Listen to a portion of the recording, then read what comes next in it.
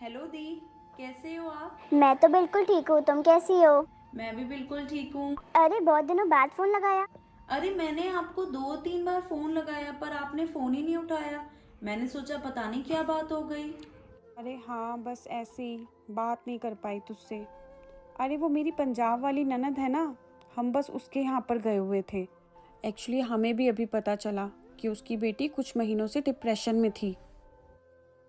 अच्छा, पर दी ऐसी क्या बात हो गई? अरे मेरी ननद ने उस पर स्टडी का कुछ ज़्यादा ही प्रेशर डाल दिया था। ना उसे खेलने देती थी, ना फ्रेंड से बात करने देती, और तो और उसे टीवी तक नहीं देखने देती थी। बस फिर क्या था, अगर बच्चों पे इतना प्रेशर डालोगे तो यही सब तो होगा। अरे बच्चों को स्टडी के साथ साथ और एक्टिविटीज भी तो करने देनी चाहिए। कभी भी बच्चों पे इतना प्रेशर मत डालो कि वो उससे डरने लगे। अब मेरी बेटी को ही देख, क्या उसके अच्छे मार्क्स नहीं आते? मैं तो कभी इतना प्रेशर नहीं डालती उस पर। और क्या नहीं करती, वो सब एक्टिविटीज तो करती है।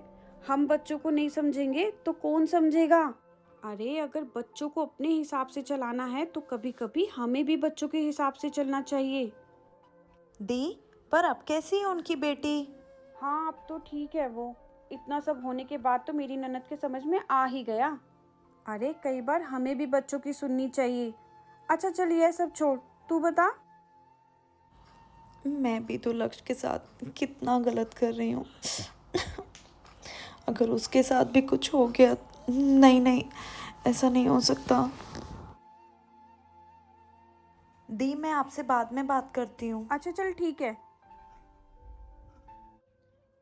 मैं अभी जाके लक्ष्य से माफ़ी मांगती हूँ। हे भगवान, मैंने लक्ष्य के साथ कितना गलत किया है।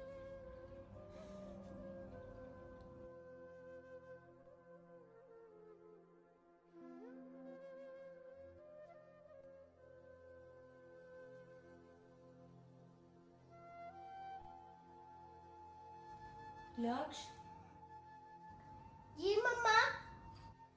लक्ष्य इधर आओ मम्मा के पास।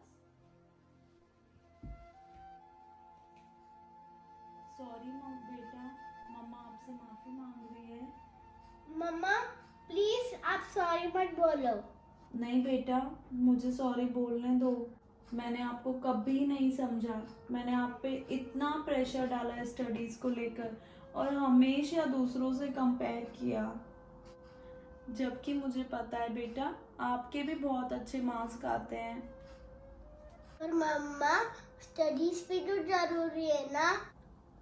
हाँ बेटा, स्टडीज़ ज़रूरी हैं, पर स्टडीज़ के साथ साथ और एक्टिविटीज़ भी ज़रूरी होती हैं। अब आप स्टडीज़ करने के बाद जो चाहो आप कर सकते हो। मम्मा आपको कभी मना नहीं करेगी। सच्ची मम्मा? सच बेटा।